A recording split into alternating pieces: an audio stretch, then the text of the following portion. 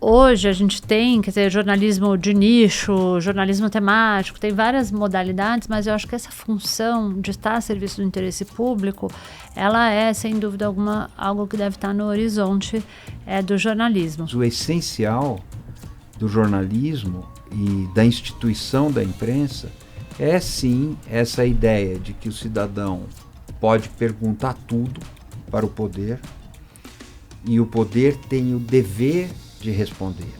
Isso define a democracia e é nisso que a instituição da imprensa é essencial. Não dá para ignorar que quando a gente tem políticos do executivo, do legislativo, sistematicamente atacando o jornalismo e jornalistas, e aqui eu diria particularmente jornalistas mulheres como alvo preferencial, você acaba consolidando esse desgaste, essa imagem, inclusive com formulações totalmente falsas, então disseminando intencionalmente informação falsa para descredibilizar veículos e jornalistas específicos. Então, acho que isso, sem dúvida alguma, tem um impacto na sociedade, não dá para a gente ignorar. Nós estamos num período em que nós não conseguimos mais combater a desinformação com informação.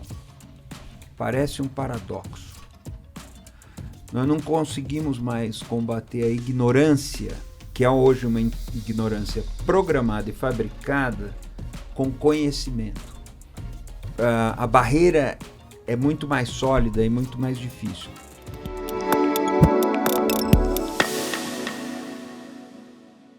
Olá, muito bem-vindos a mais um podcast 2 Pontos do Estadão. Toda quarta-feira um episódio novo, sempre com 2 convidados que não precisam ter pontos de vista antagônicos, podem ser complementares, mas sempre com o objetivo de ajudar você a ter o próprio ponto de vista. E o nosso tema de hoje, o Estadão acaba de completar 150 anos, agora em 2025. Sua história passa por grandes momentos do Brasil, do mundo e da própria evolução do jornalismo. O programa de hoje, portanto, é especial, com orgulho do passado, pela relevância para bem informar gerações e com um olhar no futuro sobre os desafios da imprensa. Para tratar deste tema hoje, aqui conosco, a editora executiva do Estadão, Luciana Garbim. Luciana, muito bem-vinda. Obrigada, é um prazer estar aqui. Também conosco aqui no estúdio temos a Paula Miraglia, que é fundadora e diretora-geral da Momento, que é uma iniciativa de jornalismo e tecnologia. Paula, muito bem-vinda. Obrigada pelo convite, um prazer estar aqui com vocês. E também conosco o professor Eugênio Butti, que é professor titular da Escola de Comunicações e Artes da USP. Muito bem-vindo, professor. Muito obrigado, uma alegria também estar aqui com vocês. Vou começar esse programa hoje de uma forma diferente, para trazer inclusive um pouco dessa história do Estadão. Trago na tela a imagem da primeira edição de 1875, ainda com outro nome, uma edição que tinha apenas 4 páginas. E aí sim, dessas 4 páginas, muita história para contar. Vamos na tela? Era a província de São Paulo ainda. A província de São Paulo, a primeira edição do Estadão. Até tem uma curiosidade, que o Estadão foi lançado em 4 de janeiro de 1875. Dizem que a proposta inicial era ser em 1º de janeiro, só que eles compraram uma rotativa, importaram, e a rotativa quebrou. E eles levaram alguns dias para consertar. Então foi dia 4, porque foi quando conseguiram consertar. E era feito, você primeiro imprimia um lado e depois a pessoa virava para imprimir o outro lado. A luz de velas ainda, e Brasil texto, monárquico. Eu sei que a gente tem que ser telegráfico, mas esse texto é muito interessante, esse primeiro texto. Falam das folhas diárias que vão... É uma visão da imprensa que não é muito desatualizada, sabe? Uma visão que contém os princípios que já eram um pouco históricos e que hoje continuam. Que são princípios republicanos, no final das contas. Era um jornal ligado ao Partido Republicano. O jornal nasceu quase como uma extensão do Partido Republicano, do ideal republicano, lembrando que não havia república ainda, né? Era o império. Então é um jornal que nasce na contracorrente, mas ele é partidário. Ele nasce partidário, ele só se torna independente um pouco mais no início do século XX. E aí a gente tem mais um material aqui para mostrar, mas aí eu vou contar, viu? Que a Luciana, quando a gente mostrou a página, ela já vai todo num detalhamento de quando, a época. Eu vou contar para vocês o bastidor aqui também. É que a Luciana já tinha feito o especial lá de 140 anos do Estadão, já tinha se mergulhado na história do jornal, tá na casa, editora executiva, há muito tempo, e agora também mergulhou nos 150 anos. Então não tinha como ser outra pessoa aqui para participar desse programa e nos ajudar nessa condução. Agora vamos ver um pouquinho Mas não tô a desse 150, vídeo. Não está a 150, tá, gente? Mas mergulhou tava na em história. 1935. Mas mergulhou na história. E eu Vamos lá. guardei essa edição, eu tenho comigo no meu escritório, essa edição dos 140 anos. É um livro, uma coisa preciosíssima. E agora, para quem está acompanhando a gente pelo rádio, a gente está trazendo a imagens mesmo, da gráfica, prensa, enfim, rodando o jornal impresso na gráfica, é uma imagem também histórica muito bonita aqui do acervo. E nesse formato diferente, é claro, a gente tem muito para mergulhar sobre esses desafios da imprensa, refletir sobre o papel do jornalismo, mas vamos começar aqui num ritmo bocado acelerado, numa espécie de ping-pong, já trazendo algumas questões para responder rapidamente, depois eu prometo que a gente mergulha mais a fundo em vários desses temas. Uma coisa que a gente passou, acho que desde faculdade, acho que todos nós, de início de universidade de jornalismo, a gente ouvia, o jornal impresso vai acabar, o jornal impresso vai acabar. Eu ouvi isso muito em rádio, o rádio se renovou e cada vez mais, e muitos veículos terminaram migrando para uma plataforma que também tem rádio no final das contas. E o jornal, quando eu penso no jornal, eu penso o jornal como uma curadoria da notícia. Né? Quando eu penso o jornal impresso, mesmo que ele esteja ali no PDF, é uma curadoria. É isso? Acaba, não acaba? Vamos lá. Acaba. É claro que o jornal impresso vai acabar. O que eu pergunto é, qual o problema disso aí? E quanto tempo o senhor diria isso? Eu não saberia precisar, mas um jornalista americano, a quem devoto grande admiração, morreu recentemente, Philip Meyer. Escreveu um livro, The Vanishing Newspaper. Eu não sei se foi... o jornal acabando, uma coisa assim. Philip Meyer é um grande jornalista investigativo responsável foi um dos pioneiros no uso dos computadores em apuração jornalística e depois o uso da internet. Mas acaba no sentido do papel ou acaba do esse papel, sentido? Então, porque do é papel. Isso, né? E ele calculou, nesse livro ele calculou que o último jornal impresso do mundo será impresso em 2041, 2042, Falta uma muito coisa tempo. assim. Falta o quê? Falta 15 anos? Falta 16 anos?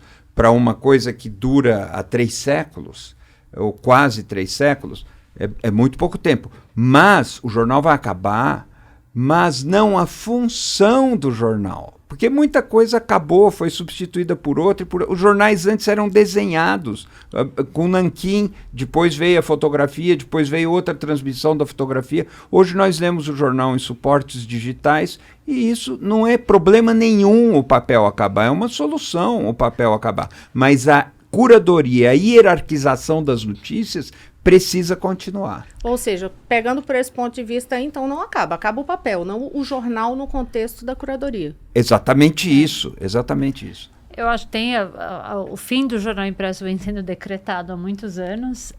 Eu não sei quando ele vai acabar. Acho que em um momento sim, porque enfim, a gente está passando por um processo de digitalização que é grande, mas eu acho que até lá a gente vai viver muitas ondas. Então agora, por exemplo, a gente está vivendo a onda a volta das revistas impressas. Então todo mundo está falando disso. E tem uma volta mesmo, e está sendo capaz de atrair leitores, publicidade, os objetos e tal.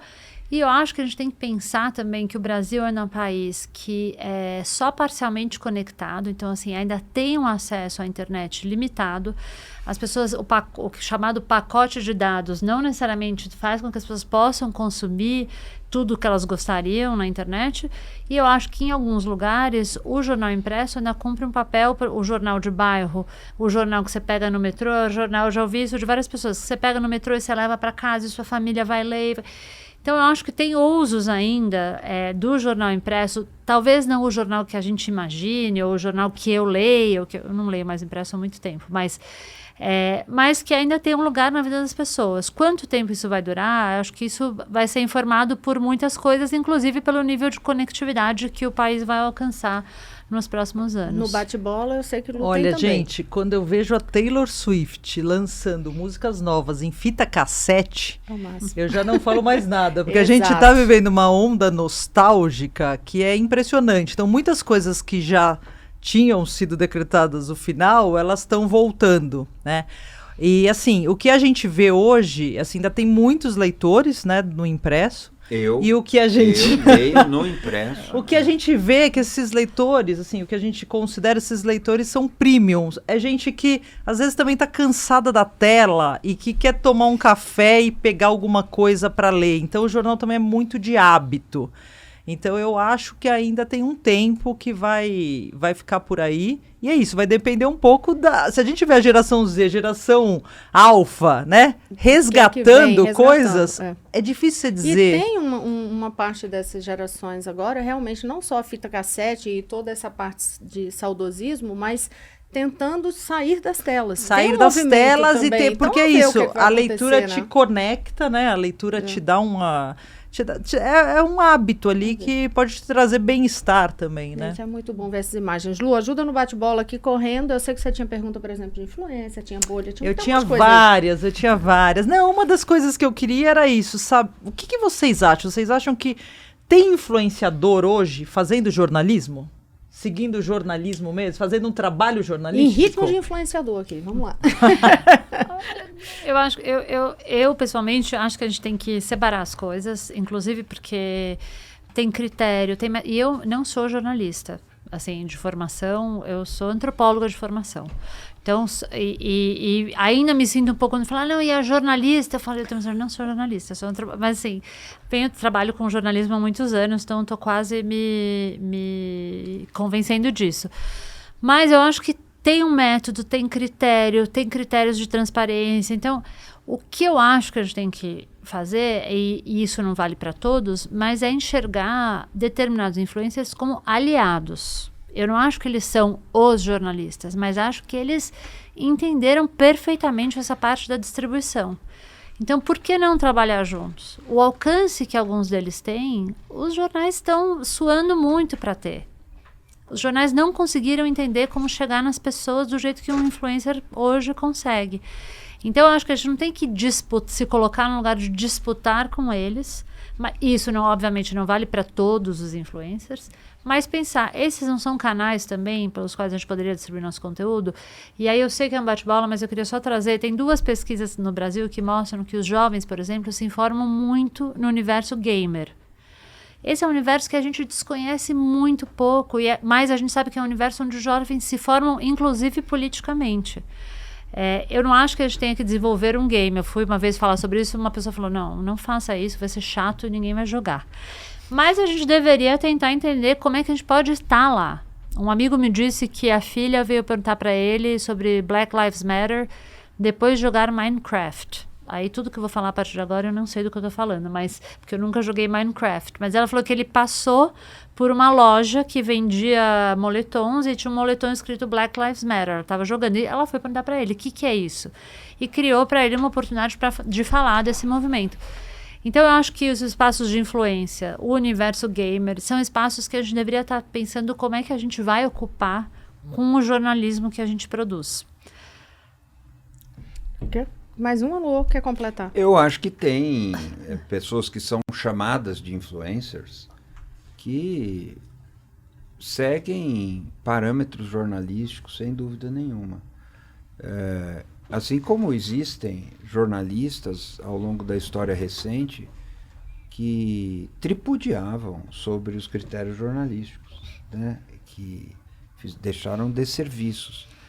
Então, a comunicação ampla deve ser entendida numa percepção ampla da nossa parte, e entender que a função de fiscalizar o poder, de atender o direito à informação, ela pode ser exercida em planos diferentes. E eu concordo com a Paula, não se trata de uma disputa corporativa nesse caso. Bolhas, um outro ponto que a gente tinha para abordar com vocês, bolhas. É possível furar bolhas? De que forma? Porque muitas pessoas estão entrando em bolhas de informação e começam a acreditar, tomar por verdade o que o algoritmo está colocando, porque elas só seguem aquilo, só recebem aquilo e ficam com a visão achando que aquilo ali representa 100%. A imprensa consegue ainda hoje furar essas bolhas? De que forma? Eu posso começar. Eu estava olhando para dados de algumas pesquisas nos Estados Unidos. Então, assim, os americanos estão lendo cada vez mais veículos diferentes. Então, assim, e são veículos que têm cobertura dos assuntos completamente diferentes. Então, você aos poucos vai encerrando qualquer possibilidade de diálogo e de interação, assim, de compreensão da perspectiva do outro. Porque as pessoas... E tem uma outra dimensão que não é só que as pessoas escolhem qual veículo elas vão ler, em alguns casos elas escolhem quais fatos elas vão acreditar ou não. Então, acho que isso é uma coisa que a gente precisa entender. Então, eu acho que, assim, essa divisão de fontes de informação é uma divisão muito difícil de você transpor. Então, assim, quem é que vai ocupar esse lugar? Onde vai se dar esse ponto de encontro? No entanto, estava lendo uma outra pesquisa também, saiu, acho que foi o ano passado, uma pesquisa que não sei quantos por cento dos americanos fizeram uma pergunta, se seu filho ou sua filha casasse com um republicano ou democrata, ou do partido oposto, você estaria estaria muito insatisfeito, mais de 80%, assim, tá profundamente insatisfeito e tal. E aí uma economista foi refazer essa pergunta, falou, e se ela casasse, mas não falasse de política no jantar? Aí tudo bem. Então, eu acho, tanto que esse episódio desse podcast chama Not at the Dinner Table. Então, assim, contanto que não discuta no jantar, para mim, tanto faz a escolha política. Eu acho também que a gente, quando pensa essa ideia de bolha e o mesmo conceito de polarização, eu acho que a gente tem que ir um pouquinho mais a fundo para entender realmente quais são os gatilhos, como é que a gente consegue não só falar, mas também escutar, né? Acho que tem escutar um pouco de onde vem a desconfiança das pessoas, quais são os temas sensíveis, como produzir e se comunicar mais de outra maneira com essas pessoas. Talvez a gente consiga transpor um pouco essa separação. Porque se a gente assumir, não, simplesmente está polarizado, o país está dividido, ponto. Acho que isso é a superfície. Se a gente for... as pessoas estão cansadas de política, por exemplo. É um pouco o saldo que a gente tira dessa conversa, de falar de política no jantar. Então, em que outras oportunidades a gente tem para trazer esse tema que não gera esse desgaste? Então, isso só como um exemplo. Eu acho que a gente sim tem que se preocupar com as bolhas, mas eu acho que a gente tem que sofisticar nosso entendimento sobre aquilo que a gente hoje chama de polarização. Me ocorre que o que nós chamamos de imprensa, de maneira muito restrita, muitas vezes é uma bolha. E a gente precisa se ver na bolha para entender esse fenômeno. É muito comum a gente dizer as pessoas estão em bolhas, como se nós estivéssemos sobrevoando de helicóptero as bolhas e olhando, mas nós somos uma bolha. E esse é um efeito, todo mundo sabe? Ou todo mundo está numa. Às vezes em algumas, porque hoje... Às vezes em várias também, né? É possível você ter múltiplas personalidades de forma mais ou menos sociável. Mas, assim, nós temos que entender como um efeito na cultura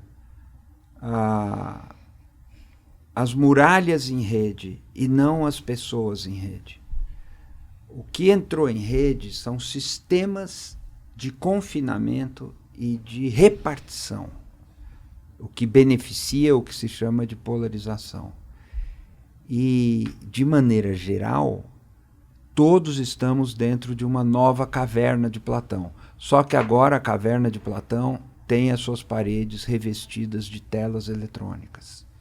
E cada pessoa se sente o suprassumo do equilíbrio, da sensatez, sem ver o que se passa, inclusive consigo mesma. Esse é um dos efeitos complicados na organização da cultura. Então a gente fala, eu vou furar essa bolha, porque... Mas nós furamos as nossas, nós aceitamos a nossa contestação, a nossa crítica, nós criticamos o nosso modo de ver, nós nos abrimos a repensar, nós corremos o risco de entrar num debate de um jeito e sair de outro, nós queremos convencer as pessoas ou queremos escutar. Essa é uma atitude, para o jornalista, fundamental. E eu não vejo isso sendo muito observado. Aí só a observação, acho que para a gente já encerrando, que no caso do algoritmo, isso vira de uma forma massificada, quer dizer, vai para além dessas bolhas do convívio, para algo que vai sendo posto, né? Cada vez mais posto para que a pessoa só leia aquilo, só veja aquilo, e não tenha nem sequer, não é nem assim, estou disposto a ouvir ou ler, ela nem sequer tem mais acesso. Em muitos dos casos. Porque o algoritmo já direciona. Aí o efeito que se fala muito, o efeito narcísico da organização da cultura, é muito como se cada um procurasse aquilo que acaricia o seu próprio universo egóico, né? Aquilo que reafirma e que enaltece a vaidade desse sujeito, aquilo que confirma o que ele pensa que pensa, normalmente ele não pensa. É um momento muito difícil, muito propício a conflagrações. É um momento em que a paz está sob ameaça, claramente.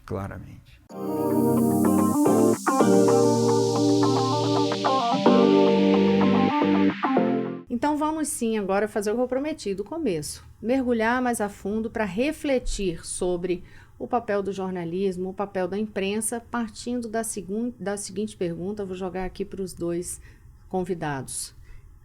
Como classificar o jornalismo hoje? O que é o jornalismo hoje? Professor.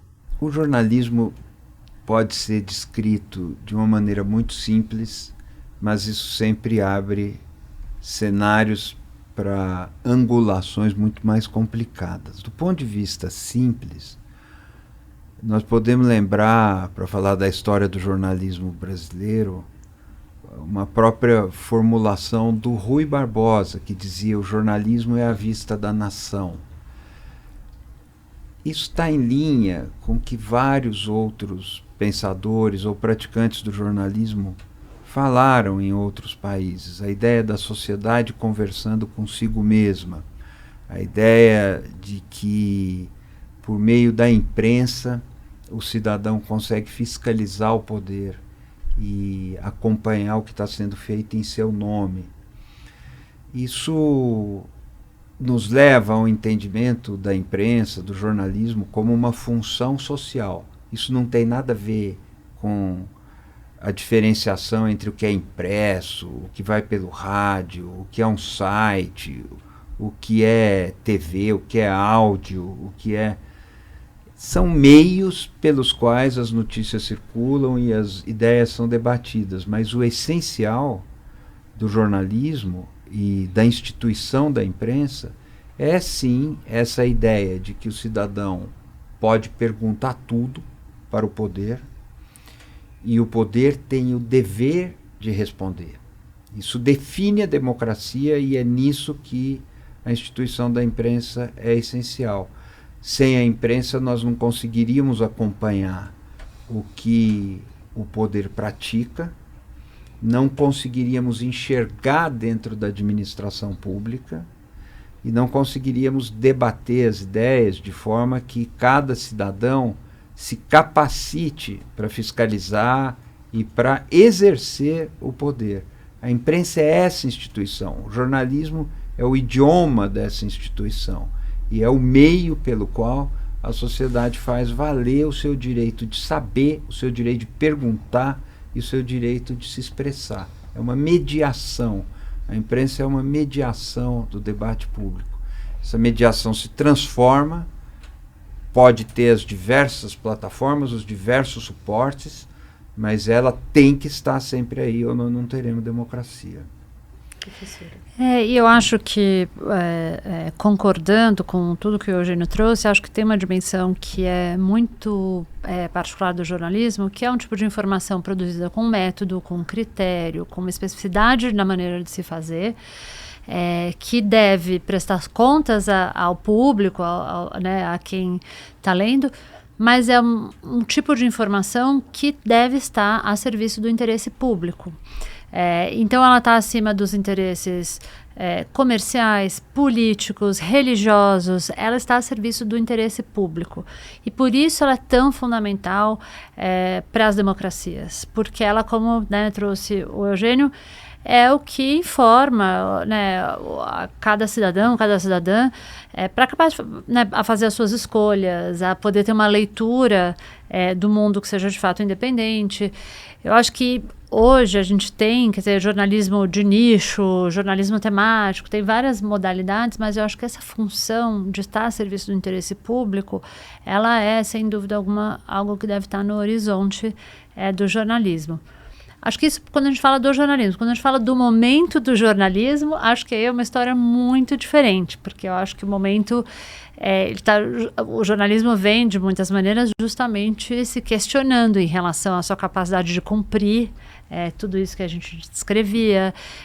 Acho que a gente passa por um momento de crise aguda, não é de hoje, e já há muitos anos, e essa crise informada por muitas coisas diferentes. Então, toda essa função, essa visão mesmo do jornalismo, inclusive o seu poder de se realizar nesse sentido, vem sendo colocado em xeque por conta desse momento de crise, que não é recente, mas é bastante aguda nesse momento. Deixa eu passar aqui para a Luciana, pegando esse gancho que você traz sobre momento de crise. Quais são os fatores que levam e que trouxeram até essa atual crise? Eu acho que são vários e, como eu estava dizendo, essa não é uma crise recente, ela veio se construindo ao longo de muitos anos.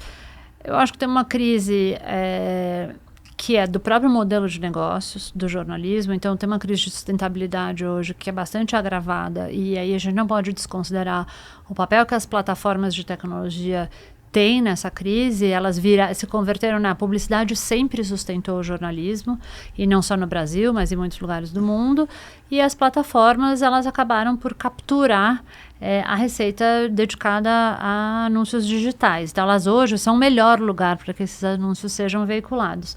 Isso desidratou muito uma fonte de receita que era fundamental para o jornalismo. Mas acho que tem crises de outra natureza também. Acho que tem crises as pessoas consomem notícias de outra maneira hoje em dia. Não é mais da maneira que a gente estava acostumado, enfim. E eu não estou falando nem só do consumo impresso versus digital. É mesmo a ideia de ler um jornal. Assim, o público, essa ideia de você ler um jornal, eu venho de uma família muito leitora de jornais. Então, assim, quando eu era muito pequena, eu contei essa história já, assim, minha mãe, meus pais nos levaram no começo das diretas. E a gente era muito pequeno, e no dia seguinte vi a foto icônica na capa do jornal e entendi, aquilo me fez entender o valor do jornalismo. E aprendi a ler jornal, assim, do começo ao fim. Eu virava. O consumo não é mais esse, né? A notícia chega por meio das redes sociais, você não necessariamente atribui aquilo a um veículo específico, você está lendo uma notícia. De quem ela é, aquilo não é mais tão relevante. Então, sua relação com uma marca, ela fica enfraquecida. Acho que tem uma crise de relevância propriamente. O quanto a gente é capaz de impactar mesmo o debate público, algo que a gente... E tem uma crise de confiança grande. O relatório da Reuters, Institute of Journalism, ele mostra como a confiança nos meios de comunicação vem caindo ano a ano, e o Brasil é um dos países onde essa queda é observada também. Eu acho muito interessante, a gente sente isso, né, no dia a dia do jornalismo, mas eu queria até trazer uma pergunta para vocês, assim, o quanto vocês acham que essa crise de credibilidade, de confiança, é construída assim? Quem tem interesse nisso, né? Porque a gente estava falando da importância do jornalismo para a democracia, né? Essa função social, e ao mesmo tempo você tem uma imprensa sob ataque, né? Nos últimos anos aumentou muito. O quanto vocês acham que isso atende a interesses, né? E a quais interesses? Eu acho que atende a interesses. O perigo de partirmos dessa premissa ou dessa constatação, parte de interesse, ou ou seja, traduzindo, o perigo da gente iniciar um raciocínio a partir dessa ideia, isso atende a algum interesse, ou seja, a desconstrução da credibilidade do jornalismo beneficia alguém, é a gente atribuir a esse alguém a culpa pelo que vem acontecendo. Essa é uma forma de raciocínio que me preocupa imensamente. Poderíamos dizer que é uma forma conspiratória, né, para usar o adjetivo. Encontrar um culpado e aí jogar tudo nas costas desse culpado, e passo seguinte, os problemas do mundo se concentram nesse culpado, passo seguinte, eliminando ou silenciando esse culpado, os problemas do mundo desaparecerão. Mesmo assim, há forças que se beneficiam dessa crise de credibilidade da imprensa. A gente precisa explicar um pouco quando fala disso. A Paula falou do Instituto Reuters, né, ou da Reuters, nos estudos conduzidos pela Reuters, mas vários outros vão na mesma direção. Saiu recentemente uma pesquisa do Instituto Gallup que mostra uma queda do que eles chamam de grau de confiança, ou dos índices de confiança da sociedade nos meios jornalísticos. E uma coisa que é interessante é que os índices de confiança entre os republicanos nos Estados Unidos, que hoje é o campo do trumpismo, é muito baixo. Os que apoiam Trump dizem que não confiam quase nada na imprensa. O número é 12%.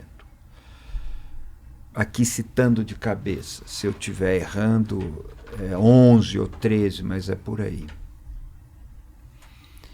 Os democratas ficam bem acima disso, mas a média fica em 31%, média entre os dois, e é um dos índices mais baixos já registrados nessa série de levantamentos do Gallup.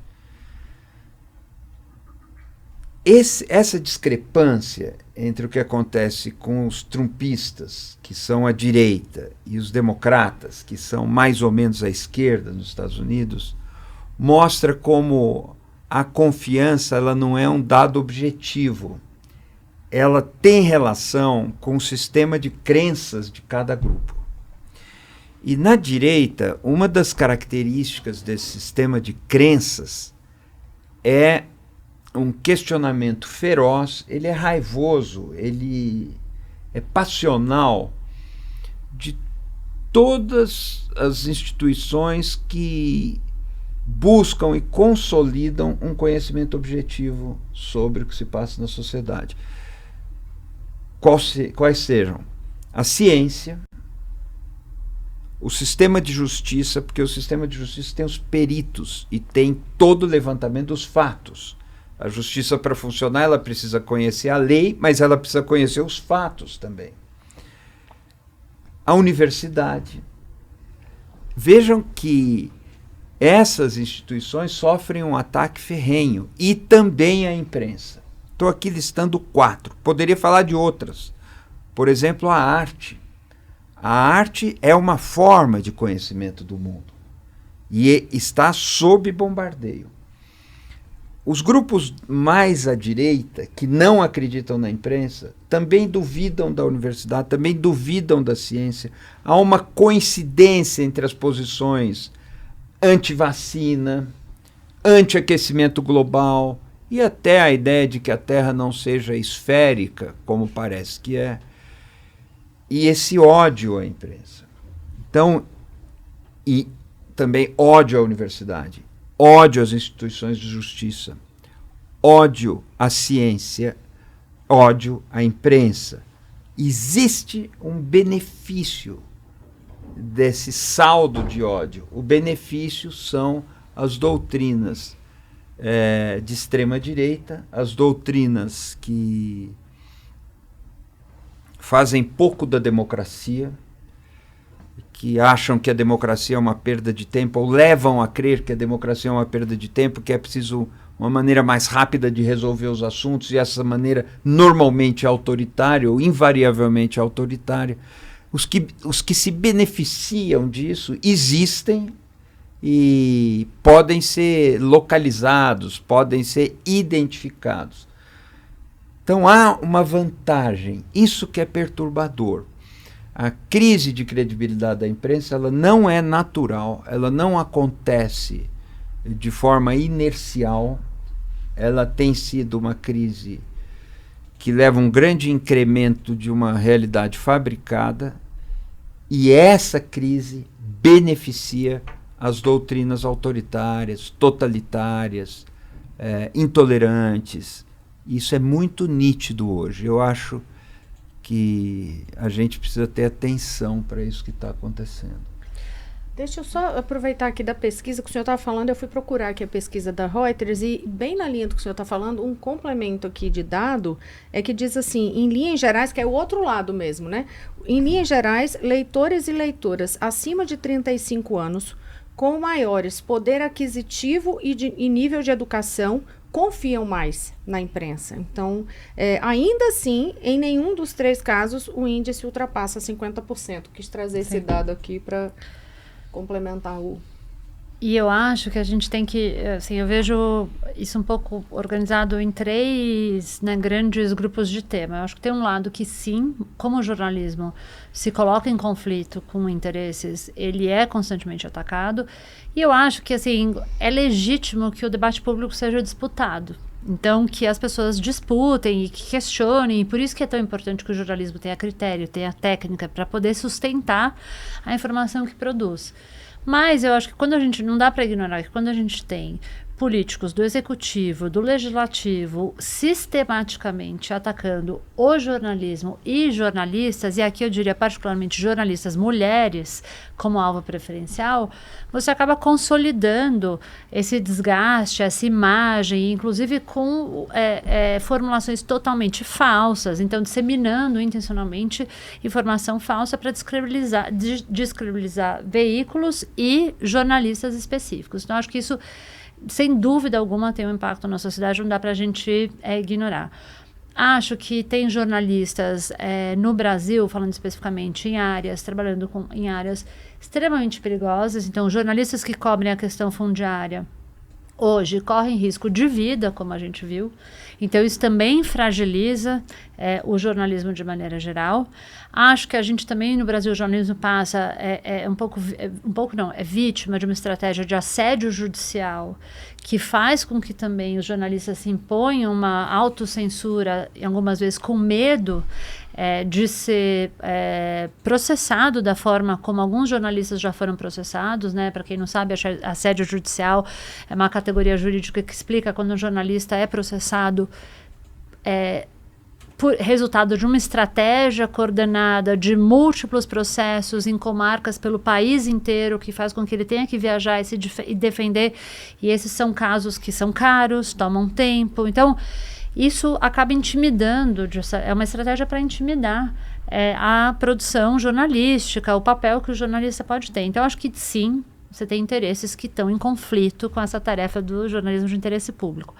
Acho que é preciso que o jornalista também faça uma autorreflexão sobre qual é a sua responsabilidade em relação a essa crise de confiança. E eu diria que aí também tem 2 frentes que me parecem relevantes. Acho que uma é, nesse mesmo relatório da Reuters, eles falam que as pessoas que desconfiam, que não confiam, dizem, eu acho que os jornais, eles representam determinados interesses, e acho, sobretudo, que eles não me representam. O Brasil é um país que tem uma maioria de mulheres e de pessoas negras. E a gente olha para as redações e você até tem mulheres, você não tem um número expressivo de pessoas negras, sobretudo em cargos de liderança, mas os principais meios de comunicação no Brasil, hoje eles são de propriedade e dirigidos por homens brancos. Então não dá para a gente achar que a imprensa de um país que é extremamente plural, diverso, ela não representa essa pluralidade, ela não representa essa diversidade. Não dá para a gente achar que as pessoas vão se achar representadas por esses meios de comunicação. Então, acho que essa é uma reflexão que a gente, como indústria, tem que fazer. Assim, quem de fato está produzindo essa notícia e para quem, com qual autoridade. E tem um terceiro nível que eu acho extremamente relevante, que é a nossa relação com a publicidade. Então, eu acho que assim, quando a gente, né, quando veículos usam tabula e outbrain, e tabula e outbrain são aqueles aqueles quadradinhos de informação publicitária que ficam misturadas a conteúdo editorial. Muitas vezes, assim, com informação que um pouco é falsa, um pouco é enganosa, um pouco é verdade, mas o fato é que o valor... Tem muita informação enganosa. O As Fatos acabou de publicar um relatório, recomendo a leitura, sobre tabula e outbrain. Quando um veículo intencionalmente mistura isso ao seu conteúdo editorial, né, porque é uma fonte de receita, ele está fragilizando a confiança que os seus leitores têm nele próprio. Então, assim, a gente tem que rever a nossa relação com publicidade. E eu acho que eu sempre cito esse exemplo, eu acho que não dá para a gente esquecer que no auge de uma pandemia que matou mais de 700 mil pessoas no Brasil, alguns dos maiores veículos brasileiros publicaram um anúncio de tratamento precoce, que era um anúncio que não tinha nenhuma comprovação científica, era um anúncio patrocinado por uma associação médica de claro viés político. E acho que tem uma máxima que fala que editorial e comercial não se misturam, mas eu acho que se a gente volta para a ideia de interesse público, esse é um questionamento que os jornais têm que se fazer. Então, assim, quando você veicula uma publicidade que está desinformando no meio de uma pandemia, onde a desinformação teve um papel-chave, né, ao que você está se prestando, o quanto que você não está contribuindo para essa desinformação e, nesse sentido, o quanto que você não está contribuindo para fragilizar a confiança que as pessoas têm nos meios de comunicação. Até que ponto esse desprestígio, porque termina sendo um desprestígio, termina impactando na produção de desinformação? Eu acho que é um combinado. Eu acho que assim, a crise do jornalismo faz com que, a crise de sustentabilidade faz com que os veículos tenham menos recurso, faz com que as redações fiquem menores, faz com que a gente tenha menos capacidade de produzir informação de qualidade. Eu acho que hoje os jornais são heróicos. Eu acho que o que as redações fazem hoje, para o nível, né, a gente tem uma sociedade com muita oferta de informação. E a gente está falando do Brasil, do mundo, e isso com recursos super escassos. Então, eu acho que o que os jornais fazem hoje, em larga medida, é heróico. Mas por conta dessa falta de capacidade, eu acho que tem lacunas aí a serem preenchidas e que são preenchidas por informação, ou por desinformação, ou por informação alternativa. Acho que também a maneira como a distribuição de informação hoje é feita, né, o fato da distribuição estar nas mãos das plataformas de tecnologia, faz com que a gente não tenha agência sobre sobre o acesso, né, a distribuição da nossa informação. Então, é uma competição muito difícil. Eu acho que o desprestígio no pacote da crise, como um dos elementos da crise, faz com que a gente tenha perdido não só força, mas capacidade mesmo de ter controle sobre a nossa relação com a nossa audiência. Por outro lado, é a própria imprensa, vamos lá, os veículos tradicionais sérios que terminam combatendo a desinformação. O próprio Estadão tem um projeto que eu verifica, não sei se a gente tem ele para pôr aqui na tela agora nesse exato momento, se não eu insiro depois. Isso, olha, relatório, Estadão verifica. Então, assim, são várias informações que começam a circular, aí vem por meio de canal de comunicação, redes sociais e por aí vai. E aí que é todo um trabalho de checagem para mostrar o que é falso, o que é verdadeiro, o que não é. Então, assim, já é mais uma atribuição que a imprensa terminou tendo que ganhar. Mas eu quero te ouvir, professor, sobre essa questão da relação entre o desprestígio e, ao mesmo tempo, esse avanço de desinformação pelo país. Quer dizer, fake news para tudo que é lado, por mais que se combata. Isso. Então, sabe, eu estou ouvindo vocês, ouvindo a Paula, a Luciana e você, Rosiane, e pensando como é necessário esse tipo de discussão que vocês estão chamando aqui. Na minha percepção, o jornalismo habitual deveria dedicar muito mais espaço a isso. Deveria explicar muito melhor o que é o mecanismo de produção de desinformação, por que isso é um problema, o que o jornal pode fazer, o que diferencia o método da imprensa dos outros. Essa função educativa sobre a própria imprensa teria que ser muito maior. Eu não quero fugir da sua pergunta de forma nenhuma, a gente volta a isso. Eu estou pedindo licença para fazer essa consideração a partir desse programa. Veja uma coisa, a partir do que a gente está tratando aqui, a Unesco vem investindo energias importantes no que se chama hoje de educação midiática ou formação das crianças, dos adolescentes, para um grau de cidadania autônoma e crítica, que as pessoas sejam menos vulneráveis a ferramentas de manipulação primárias e que ainda funcionam. Eu não entendo por que a imprensa não abraçou de forma mais decisiva esse tipo de educação. A gente tinha que investir muito mais nisso. O Estadão Verifica é um exemplo incrível, mas há vários outros. E esse anúncio que a Paula lembrou, que foi um dia único em que vários jornais brasileiros publicaram um anúncio de uma página, confundindo a opinião pública para tirar proveito político. Salvo engano, Paula, o Estadão não publicou esse anúncio. Não publicou. Vários diários publicaram. Não vai aqui na minha fala nenhuma intenção de fulanizar ou de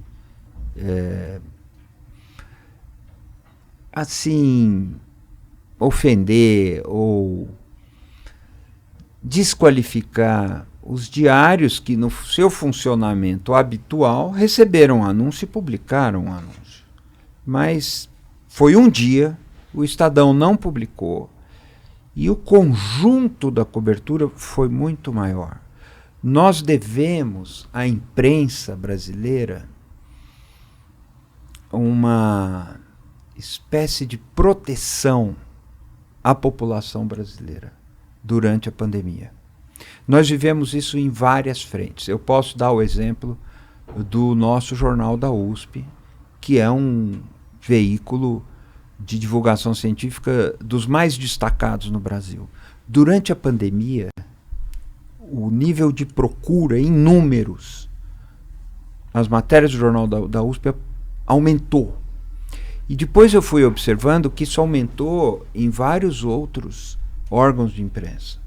As pessoas procuravam informação com credibilidade ou informação séria sobre o que é verdade e o que é mentira, o que eu posso fazer e o que eu não posso fazer. E de alguma maneira acabou prevalecendo uma boa informação. Os órgãos de imprensa fizeram consórcios, vocês lembram disso? Sim. Porque o Ministério da Saúde estava sonegando informações que permitiam a consolidação do número de vítimas. Nós vimos que a imprensa conseguiu tecer um circuito paralelo, buscando dados dos estados, fazendo sua própria totalização, e isso fez com que fosse possível continuar a informação da população. Repórteres iam a lugares de risco para fazer a cobertura. E eu escrevi outro dia, o papel do Jornal Nacional nesse período fez muita diferença na opinião, na formação da opinião e na proteção da sociedade. Além do Jornal Nacional, vários outros órgãos de imprensa. O que eu quero dizer com isso? Nós temos que ter uma política editorial mais determinada para, sem pretensão, sem arrogância, educar a opinião pública. Uma reportagem verificada sobre o que causa a pandemia, o que dizem os cientistas, ela dá muito trabalho para ser feita, ela consome energia, consome investimento de dinheiro, investimento de tempo, formação de gente, numa função heróica, como a Paula disse, e muitas vezes as pessoas não entendem o que se passa, não foram informadas sobre o que se passa. Se nós pudéssemos fazer mais isso, eu acho que o saldo seria melhor. Eu peço até desculpas, mas eu realmente acredito que isso seja necessário. Acredito que isso deveria ser uma linha editorial rotineira e com outras ações, inclusive, não são difíceis de imaginar, e acho que isso nos ajudaria a afastar um pouco a sombra da desinformação. Concluo esse raciocínio apenas lembrando que nós estamos num período em que nós não conseguimos mais combater a desinformação com informação. Parece um paradoxo. Nós não conseguimos mais combater a ignorância, que é hoje uma ignorância programada e fabricada, com conhecimento. A barreira é muito mais sólida e muito mais difícil. Podemos até falar disso, mas mesmo assim, eu acredito que se os órgãos de imprensa tivessem uma atuação mais consistente, mais cotidiana, mais reiterada, para informar sobre o que é o jornalismo, como ele faz diferença e tudo, nós poderíamos avançar algumas casinhas, porque o que está em risco é muita coisa. Muita coisa.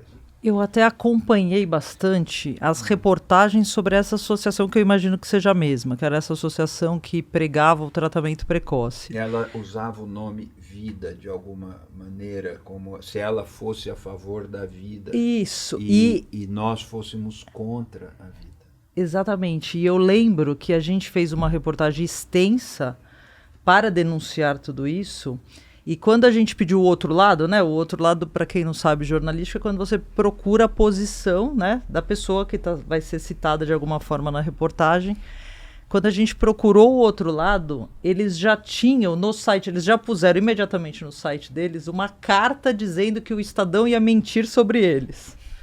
Então você vê, eles já estavam com isso pronto, né? Então, a partir das nossas perguntas, eles já deturparam completamente para já colocar em todas as redes deles e nos sites deles que a gente ia mentir sobre isso, sendo que a reportagem, na verdade, desmentia as mentiras que eles tinham contado. Então, o jogo é muito difícil no dia a dia. E até, professor, isso, assim, a reportagem, muitas reportagens demoram muito tempo para serem feitas, porque elas demandam muita investigação, demandam muito recurso, né, nesse mundo de recursos escassos. E muitas vezes ela tem uma vida útil muito curta, né? Então, isso é uma agonia para mim como profissional, porque são matérias muito bem elaboradas, reportagens muito bem feitas, e que depois acabam aí meio perdidas, né? A gente divulga pelas redes, pelo site. Então, um dos exercícios que a gente tem feito hoje nas redações é isso, assim, como é que você faz para que esses conteúdos que informam, que são muito bem produzidos, para que eles tenham uma vida útil, para que eles cheguem a mais gente, porque isso pode servir nessa forma educativa. Acho que uma outra coisa que a gente vê também, hoje a gente consegue, né, nos grandes veículos, monitorar toda a audiência, né? Por onde a pessoa está acessando, quanto tempo ela fica, até onde ela lê ali na reportagem. E você vê que o tempo de leitura é baixíssimo. E muitas vezes são assuntos muito importantes, né? Não só sobre a vida do país, como sobre a vida do planeta. Por exemplo, essas coisas, né? Os cuidados que você tem que ter para as mudanças climáticas não piorarem. E você vê que esses assuntos que muitas vezes demandam muita reflexão são os que têm menor leitura. Porque a gente vive também esse excesso de informações, né, da infodemia, e muitas vezes as pessoas não querem ver. É outro fenômeno que a gente vive hoje. A pessoa não quer ver notícia. Olha, me deixe fora dessa, né? Então eu até queria devolver, né, uma pergunta para vocês disso. Acho que é mais um desafio que a gente vive também. As pessoas estão muito saturadas de informação. Então, como fazer com que elas acessem esses conteúdos que têm informação de qualidade, que não contêm desinformação, para que elas possam fazer uma reflexão correta ali, né? Ou pelo menos uma reflexão com base em dados corretos, né? Em fatos verdadeiros. E assim, como a gente manter o otimismo diante de tantos desafios, né? Que acho que essa é a grande questão. Isso é fundamental. Eu sou uma pessoa otimista e eu acho que o jornalismo vive essa crise aguda há muito tempo, mas a gente também precisa reconhecer que o Brasil, que é um mercado de mídia que é extremamente concentrado, com um letramento limitado, um consumo de notícias que ainda é muito limitado, e ainda assim a gente nos últimos 15 anos viu uma expansão enorme dos chamados nativos digitais no Brasil, e eu acho que mesmo com todas as dificuldades, a gente tem um ecossistema hoje de mídia que é incrível, que é muito diversificado, que tem veículos de todos os tipos em regiões muito diferentes do país, fazendo um jornalismo incrível e fundamental. Então, isso me traz muito otimismo. Eu acho que, assim, em formatos muito diferentes, temáticos, de nicho. Então, você tem empresas como o Estadão, que estão fazendo 150 anos, e tem um grupo jornalístico em Florianópolis, Desterro, que acabou de ser criado por 3 jornalistas que acabaram de sair da faculdade. Você tem o Alma Preta, né, que é um case maravilhoso. Então, eu acho que a gente tem uma diversidade que me faz ser muito otimista. E tem pessoas ainda com muita vontade de fazer jornalismo. Então, acho que isso também é muito legal. Acho que a gente tem que resolver a questão da sustentabilidade, porque, de fato, fazer jornalismo custa, e fazer bom jornalismo custa. Como vocês estavam falando, as matérias, elas perdem o valor, não só porque as pessoas não necessariamente se engajam, leem, mas porque no minuto seguinte tem o seu vizinho reproduzindo o seu furo, nem sempre dando crédito. Então, acho que essa também é uma prática que a gente deveria discutir entre a gente. Poxa, você sabe, você como jornalista, sabe o quanto custou ter aquela informação. Então, acho que você tem que dar um crédito para o seu colega, enfim. Acho que tem, por exemplo, veículos que não linkam a origem daquela... Acho que tudo são práticas que a gente poderia discutir e talvez adotar. Mas o que eu vejo no Brasil e fora do Brasil é um esforço grande de repensar, né, uma diversificação de receitas capaz de fazer com que o jornalismo possa, de fato, começar a se pagar, porque e nesse sentido, acho que uma reflexão sobre o modelo editorial, ela vem muito acompanhada de uma reflexão sobre o modelo de negócios. Sem querer entrar muito nisso, mas eu acho que assim, quando você aposta no modelo de assinatura, você tem um incentivo para produzir um conteúdo que é único, que a pessoa não vai achar de graça no vizinho, porque você quer que ela assine o seu jornal, que ela ultrapasse o seu paywall para poder ler aquilo. Se você aposta no modelo de publicidade programática, o que te interessa é o clique. Então, o seu incentivo é atrair a audiência a qualquer custo. Então, eu acho que também tem essa reflexão para ser feita um pouco como é que a gente vai atrair esse leitor, e como é que a gente vai gerar receita para os meios de comunicação poderem seguir produzindo seu conteúdo.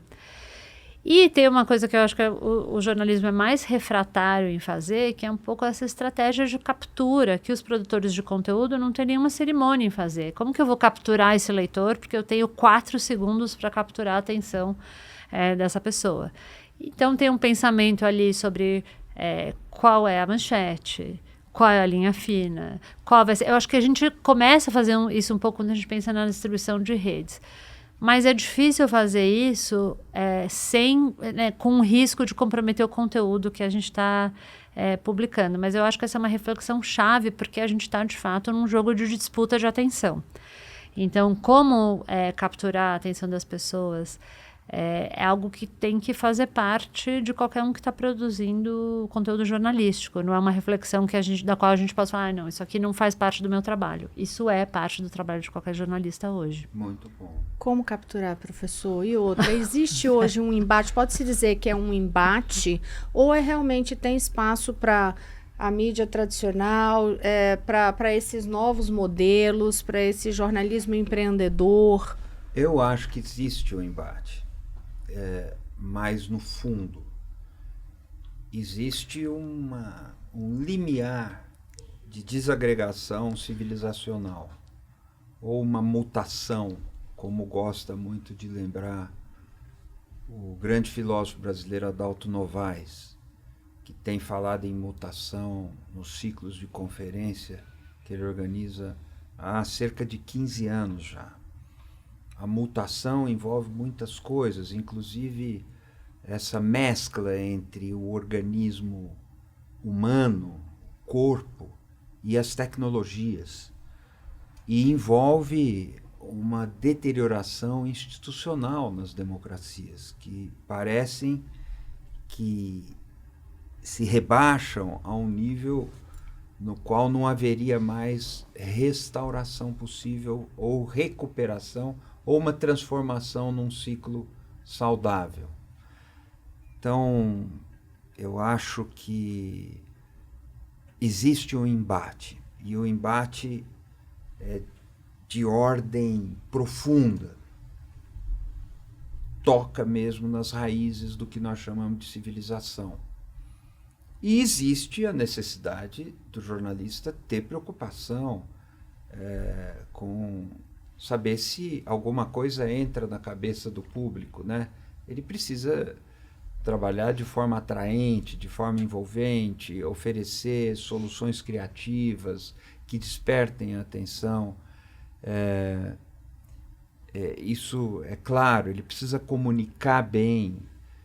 Então, nós podemos ter uma leitura segundo a qual a crise da imprensa tem a ver com o fato de que nós, jornalistas, fomos superados nessa habilidade por comunicadores que não são jornalistas. Mas o que me preocupa mais é esse embate. A Paula faz uma crítica justa, com a qual eu concordo, lembrando que as organizações midiáticas, as organizações das empresas de comunicação, da imprensa, não são lideradas por pessoas negras e raramente por mulheres. Isso é verdade. Nós temos um déficit nessa matéria. Na universidade, onde eu passo a minha vida, nós temos poucos professores negros. Poucos. Isso é verdade. Mas quem faz o discurso de que é necessário promovermos a igualdade aí também? Quem move as ações para que a sociedade se transforme nesse quesito? Ora, é a universidade, é a imprensa. Não são as organizações que estão atacando a universidade, a imprensa, a ciência, a justiça e a cultura. Então nós temos esse déficit, mas nós nos mobilizamos para superar esse déficit. E quem ganha popularidade, quem ganha adesão, quem ganha engajamento, são as forças que são contra essa transformação e que acusam qualquer movimento nessa direção de ser wokeismo, de ser identitarismo, que não tem nada a ver. Você falar que a luta contra o racismo no Brasil é uma coisa de wokeismo, você tira de vista que os negros são a maioria na sociedade brasileira. Não é, isso é democracia, isso não é identitarismo. Então a ironia da história é que a imprensa ajuda, a universidade ajuda, a justiça ajuda, a ciência ajuda a combater o racismo, mas quem angaria popularidade são as forças contrárias a isso, que são contra isso, que querem ordenar a sociedade na base da obediência, de abaixar a cabeça, de você me segue, e substituindo a política por fanatismo. Ora, isso seria o fim de tudo que a gente lutou para construir, o fim da modernidade, o fim da democracia. Portanto, esse embate civilizacional, ele é sério, ele é real, ele está presente e não pode ser subestimado. Me desculpa, Rosiane, se eu me estendi aqui. Não, tá? imagina. Eu já vou pegando cola aqui nos dados que a produção vai passando, mas a Luciana tem uma pergunta. Eu queria pôr mais uma pimenta aí no debate todo, que é essa questão da inteligência artificial, né? Que está chegando, está entrando nas redações, está entrando, começando a entrar, né, no jornalismo. Queria ver como que vocês estão vendo isso, o que vocês acham que pode mudar, né? A gente vê, por exemplo, lá no Estadão a gente tem já um manual de uso, a gente criou uma política, mas eu vejo muitos veículos aí já usando ferramentas de IA sem dar nenhuma publicidade para isso, né? Não só não tem ali uma política para esse uso, como quando usa também não diz, né? Como que vocês veem essa questão? Como vai ficar a autoria, por exemplo? Pode ser um convite à desinformação? Assim, como que vocês enxergam essa questão da IA entrando aí na comunicação, particularmente no jornalismo? A gente publiquei, a minha iniciativa acabou de publicar um relatório onde a gente entrevistou 13 publishers, 11 publishers, o Estadão faz parte dos nossos entrevistados, e 2 associações de jornalismo sobre a relação de publishers brasileiros com inteligência artificial. Hoje, com um foco maior no impacto para o negócio, mas a gente falou também de usos na redação. Eu acho que tem alguns desafios que são compartilhados, acho que assim, a gente tem o relatório público, então, para quem quiser ler, está no site da Momentum. Acho que tem algumas coisas, um pouco como as pessoas têm uma preocupação grande em com a transparência em relação ao uso. Eu estou falando aqui de veículos que praticam jornalismo profissional, então, e de veículos tradicionais, nativos digitais. A gente entrevistou jornais regionais, um perfil bastante variado. Então, tem uma preocupação em comunicar o uso da inteligência artificial, tem uma preocupação grande em estar atualizado. Acho que esse é um desafio grande, porque essa é uma ferramenta que vai mudando com muita rapidez. Então, como se manter atualizado, como manter suas equipes atualizadas. Eu acho que tem uma clareza enorme também de que isso não vai substituir o trabalho jornalístico, o trabalho mesmo de criação, formulação. Ele é um assistente, uma ferramenta que não pode, de medida alguma, substituir o jornalismo. Acho que tem uma grande questão que não está respondida, que é a questão do direito autoral. E de quem é essa propriedade. Acho que o Brasil está discutindo atualmente um projeto de lei de inteligência artificial, onde a questão do direito autoral ela é chave. E não por acaso a gente tem hoje as grandes empresas de inteligência artificial assinando acordos com os veículos de comunicação. Nenhum acordo ainda assinado aqui no Brasil, mas a gente sabe que tem conversas acontecendo. Os acordos são assinados normalmente com veículos grandes para que essas empresas possam acessar esse conteúdo para informar os seus modelos, não só treinar, mas mantê-los constantemente atualizados.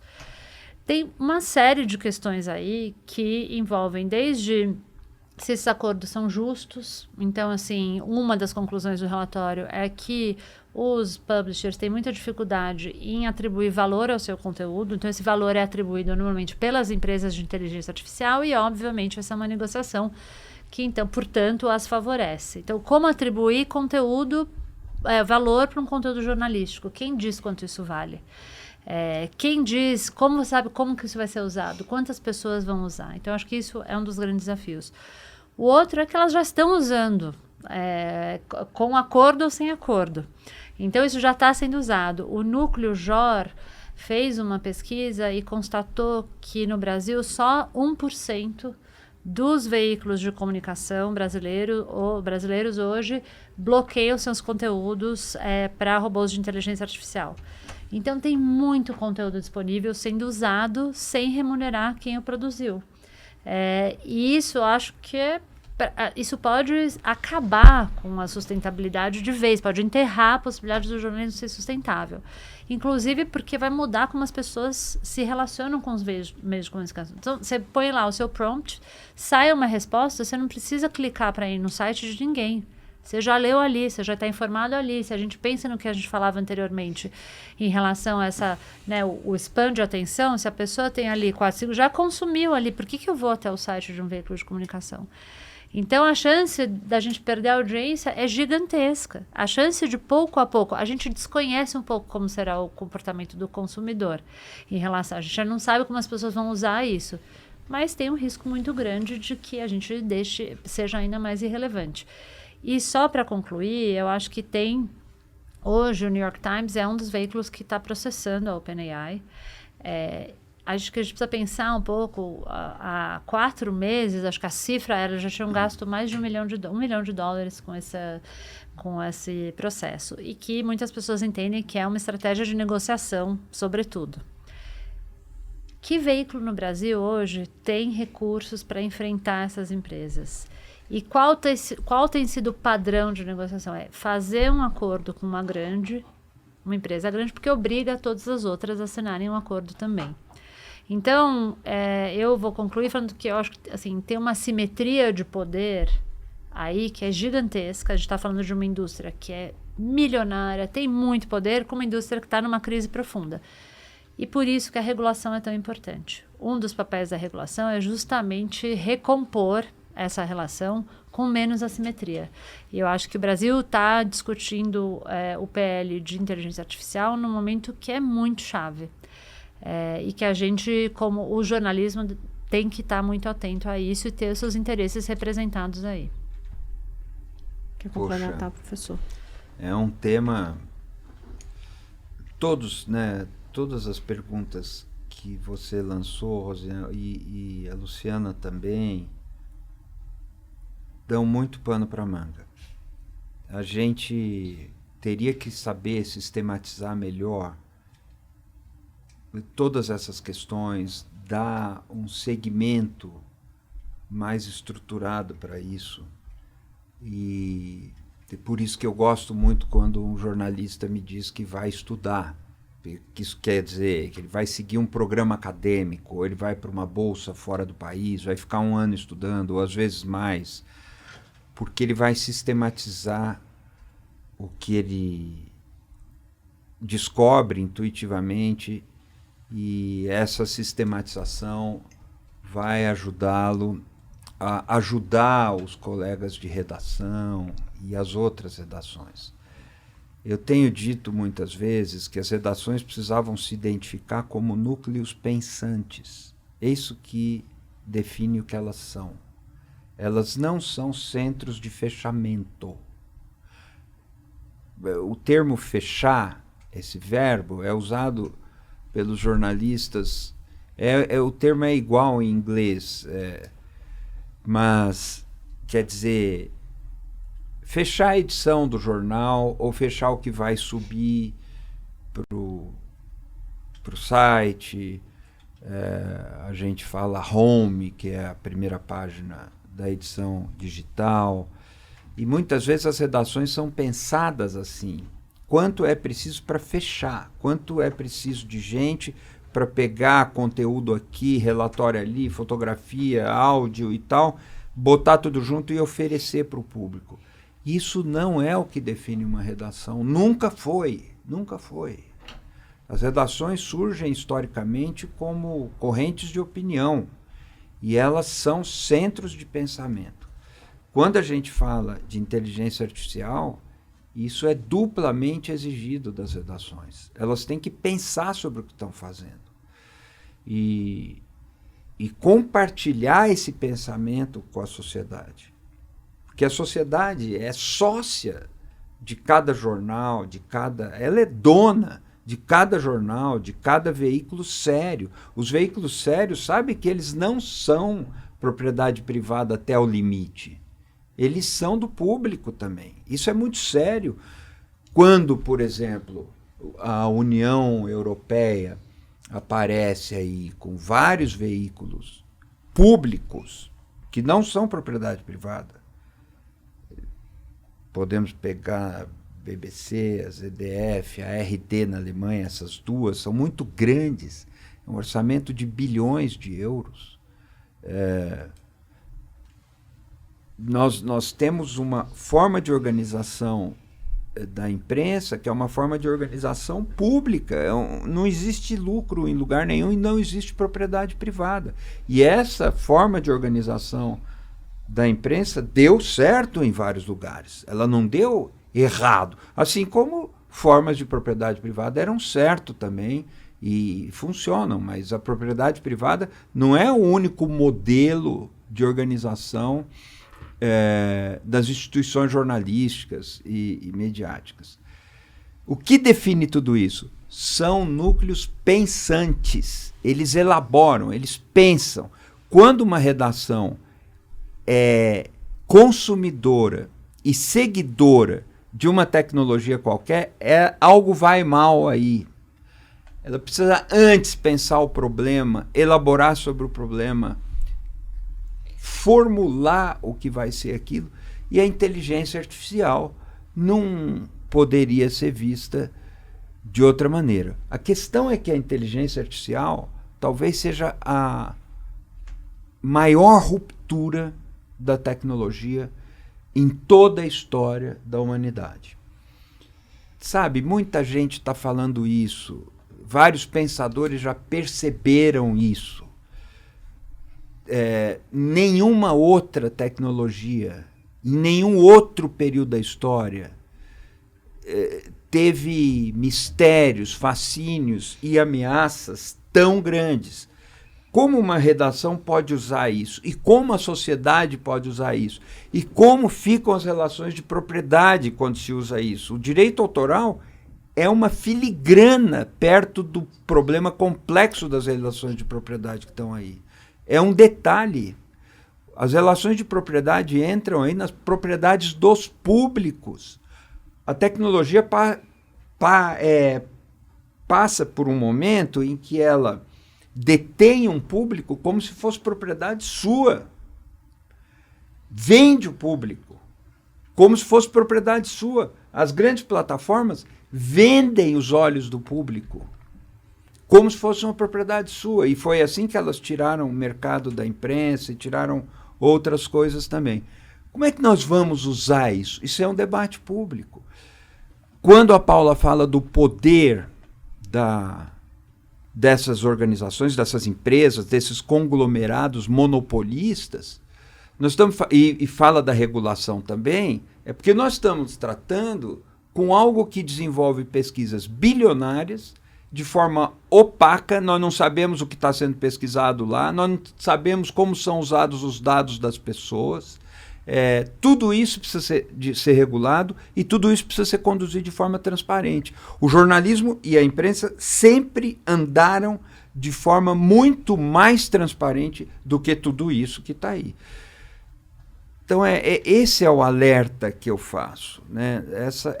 A opinião pública não acompanha isso, a imprensa não pensa sobre isso, as redações muitas vezes se esqueceram de que o que as define é que elas deveriam ser núcleos pensantes e há muito pano para manga, há muita coisa a ser vista, a ser examinada nessa matéria ainda. Vamos lá, a gente estava aqui, na hora que a gente estava com a imagem aberta, vou pedir para abrir a imagem aqui de novo. Vocês perceberam que não estava mais ali aquela tela padrão que fica aqui dos 2 pontos. Por quê? Porque o Estadão lançou sua inteligência artificial também ali. Vou passar para a Lu falar um pouco mais da Leia. Sei que ela é uma super motivada e super feliz com a Leia. Olá, eu sou a Leia, inteligência artificial do Estadão. E a base de conhecimento inclui todo o arquivo de conteúdos de tecnologia publicados no Estadão. Então, assim, isso eu estou lendo aqui da tela, eu tô explicando isso também, gente, porque a gente também está com o programa passando no rádio, então tem gente que não está vendo essa telinha nesse momento, mas enfim, é a tela passando com a imagem da Leia, a inteligência artificial do Estadão, que tem esse conteúdo e que ele diz, né, que com isso pode dizer, com esse conteúdo do Estadão, que ela é especialista no assunto, pois todos os fatos relevantes do mundo tecnológico passaram pelo noticiário, e este é o diferencial, que numa segunda fase trará respostas para todos os assuntos publicados pelo Estadão. A Leia foi lançada, né, no ano passado, e acho bem interessante, porque é isso, né, um jornal de 150 anos. Eu até fui resgatar no acervo do Estadão as primeiras matérias sobre inteligência artificial. Achei uma matéria dos anos 60, falando de um congresso que teve de tecnologia na Itália, em que os cientistas se perguntavam se isso ia ser possível no futuro. E aí alguns diziam que sim, outros que não, mas enfim, era um debate muito distante, né? Então, é curioso a gente ver isso, assim, a base são os conteúdos do próprio Estadão, porque esse é outro problema que a gente tem, né? Nem sempre as bases também trazem informações corretas, né? Vai naquela pescaria ali de dados, nessa rede toda, né? E Paula, e termina que vem tudo. Vem o que for, até FEI que vai vir no meio. Se não for, essa daqui pelo menos a gente sabe que está com a gente sabe conteúdo que são totalmente os verificado, conteúdos. totalmente com a curadoria completa do próprio Estadão. Isso mesmo. Mas acho que é isso que o professor falou. A gente teria que fazer vários outros 2 pontos para discutir muitos tópicos que foram surgindo aqui, que demandariam muito tempo de reflexão ainda. Eu já estava pedindo a autorização aqui para o editor para estourar um pouquinho o tempo do programa, porque já estouramos faz tempo, mas ainda precisamos concluir alguns pontos que foram colocados aqui. Eu queria fazer 2 observações em relação ao que o Eugênio falou, que eu acho que é super importante. Essa ideia de núcleo pensante, acho que é chave, porque a nossa relação com a tecnologia, nos últimos 10 anos, ela foi uma relação, a gente teve muito a reboque. E a gente tomou toda a inovação que veio para a nossa indústria, ela veio das empresas de tecnologia. E a gente tomou isso como um presente, e isso era tudo menos um presente. Isso foi um meio de criar uma dependência estrutural que hoje a gente tem dessas empresas. Então, eu acho que essa ideia de núcleo pensante, eu chamo de visão. Qual é a nossa visão para a nossa indústria? Então, eu acho que assim, a gente fica se pautando pelo desenvolvimento tecnológico, mas que visão que a gente tem? Assim, como é que a gente vai ser relevante? Como que a gente vai se relacionar com os novos leitores? Quais são os formatos? Assim, qual é o nosso pensamento sobre isso? É claro que é muito difícil fazer isso no momento de crise aguda, é o pior momento para você fazer isso, né? Não tem recurso para investir em inovação, ninguém quer tomar muito risco, mas eu acho que é imprescindível que a gente faça isso. Acho que assim, é inevitável, porque me preocupa muito. Eu acho que a gente está diante de um potencial tsunami. E me preocupa muito, ainda sendo muito otimista, o fato da gente não ter trabalhado em construir uma visão, mas estar sempre correndo atrás de apagar um incêndio, eu acho que nos coloca num lugar muito vulnerável. E acho que agora a inteligência artificial, sem dúvida alguma, traz muitas oportunidades, mas se a gente não tiver mais agência do que a gente tem hoje, a gente vai acabar num lugar muito vulnerável. E acho que o segundo ponto é que a regulação, né, o debate sobre a regulação, para uma economia emergente como a economia brasileira, existe sempre uma tensão. A gente não quer perder essa possibilidade de inovação e desenvolvimento e perder essa onda. Eu acho que é super chave, realmente, que a gente seja capaz de embarcar nela. Mas, nesse sentido, eu tenho acompanhado esse processo e, assim, as indústrias estão lá representadas. O jornalismo também está, sem dúvida alguma. Mas eu acho que a gente precisa estar representado com essa visão de quem queremos ser. Porque as outras indústrias estão. Elas estão pensando nas consequências que isso vai ter para os seus negócios, elas estão pensando no potencial, e a gente precisaria fazer esse exercício. E eu acho que esse exercício só é possível se ele for feito de maneira coletiva. Não se trata deste ou daquele veículo pensando na melhor solução para responder aos seus interesses. Essa é uma reflexão que precisa ser feita em alguma medida coletivamente. Acho que é só assim que a gente vai conseguir pautar uma regulação que, de fato, sirva ao ecossistema de informação. E agora sim, acabou. Tinha muita discussão ainda por aqui, né, Luciana, para a gente continuar, mas super agradeço a presença, inicialmente, da editora executiva do Estadão, Luciana Garbim. Muito obrigada. Obrigada a vocês, foi um prazer estar aqui. Também a Paula Miraglia. Muito obrigada, Paula, por essa participação. Obrigada a vocês pelo convite. Foi um prazer estar aqui. E o professor Eugênio Butti. Muito obrigada também, professor. Eu que agradeço, uma alegria. Fico chateado de estourar o tempo. Nada. Espero não reincidir nisso se vocês me convidarem de novo. A gente espera, então, que reincida e que possa trazer muitos debates bons aqui. Claro, você sabe que eu agradeço principalmente a você que nos acompanhou até aqui, seja pelo YouTube, seja diretamente na home do Estadão, quem está acompanhando pela Rádio Eldorado. Muito obrigada pela sua audiência, pela sua companhia. Você sabe que 2 Pontos, toda quarta-feira, tem episódio novo, sempre com 2 convidados que não precisam ter pontos de vista antagônicos, podem ser complementares. O importante é que você forme tenha o seu ponto de vista e que essas pessoas ajudem você a refletir, como disse o professor Eugênio Butti, ouvir e daí sim começar a refletir mais, e a professora trouxe várias também reflexões pra gente. Muito obrigada uma vez mais, curtiu, gostou, seu like é super importante pra gente, compartilha o link, chama mais gente para conhecer o programa, e a gente falou tanto de jornalismo sério aqui, gente, e dos 150 anos do Estadão, então aproveita, aqui, aponta o celular pra tela, QR Code, assina com desconto, que aí sim você já tem o Estadão com conteúdo exclusivo, com a curadoria séria, para você estar sempre muito bem informado. Até semana que vem.